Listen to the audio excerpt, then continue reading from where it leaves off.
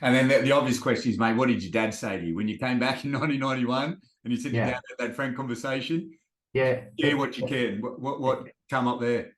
It was very frank because we had 2 weeks, and then we were sitting at the dinner table because my family, it was easy to eat dinner as a family in those days without all the distractions and stuff. And I was sitting there one night, and Mum brought it up. She said, well, how did it feel? The Worlds, you must be proud. You're only a junior and you got 6th and blah blah blah. And I said, oh look, it was great, but my God, he's that Canute that won it. He's just the most amazing athlete. Like, you see him just with a pair of paddling pants on and his whole body is ripped like I've never seen anybody else in the flesh. I've seen people like it on camera before, but never in the flesh. I said, I've never seen an athlete like that.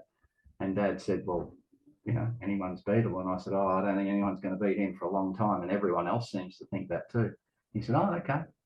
Anyway, about 2 weeks later, I went in and knocked on Dad's door because the plan was we have a month off and then we, hook into it towards Olympic trials. And I knocked on his door and he said, yeah, what do you want?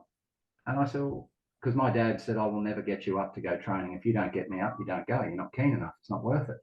I said, oh, okay, no worries. So I knocked on his door and he said, yeah, what do you want? And I said, oh, it's time to go. Now, this is like 5:05 in the morning. And he said, what for? And I said, well, we've got to start. He said, start what? I said, well, towards trials. He said, what's the point? I said, what do you mean? He said, well, if you don't believe you can win, go back to bed, mate. It's too hard. Nice. And I just said, what do you mean by that? He said, give me 2 minutes and I'll come out. So I went out and sat in the kitchen and he just looked me straight in the face and he said, he's got 2 arms, 2 legs. He's got all the self-doubt and all the motivation just like you have.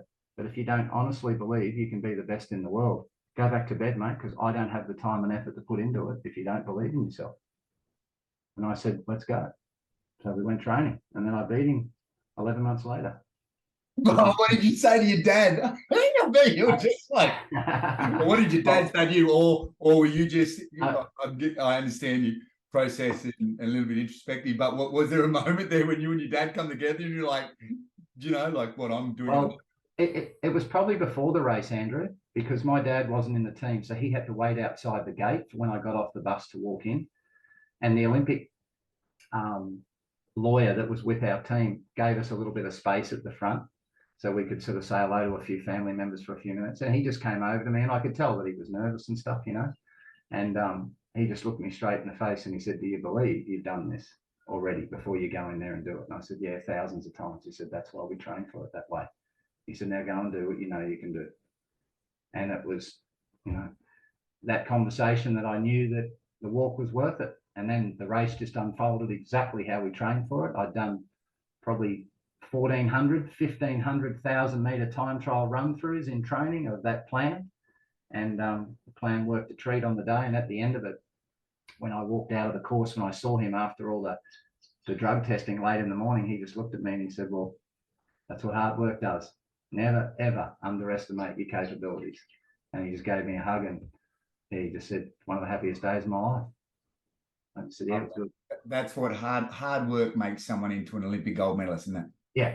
You know what I mean? Sometimes we hear, and I'm not saying it's not entirely accurate, but work harder, work smarter, don't work harder. If you're not working hard, it doesn't matter how smart you are. You know what I mean? Oh, that's right, mate. Like I hear a lot of coaches say, oh, it's all about training smarter these days. Yeah, look, there's certainly things that you can train smarter with and the way you can educate yourself and how you can fast track steps through doing things in a more correct way. But don't ever, ever kid anyone you're coaching by telling them that there's not a shitload of hard work in it, because that's just wrong. It's wrong. If you want them to get smoked by other athletes, no worries, make it just a ton of fun. But if they want to be really good and you're training them like, let's just train smarter, not harder, oh, good luck with that one. Oh, I don't know anyone that's bloody good that hasn't done a shitload of hard work. So good luck riding that train. Yeah.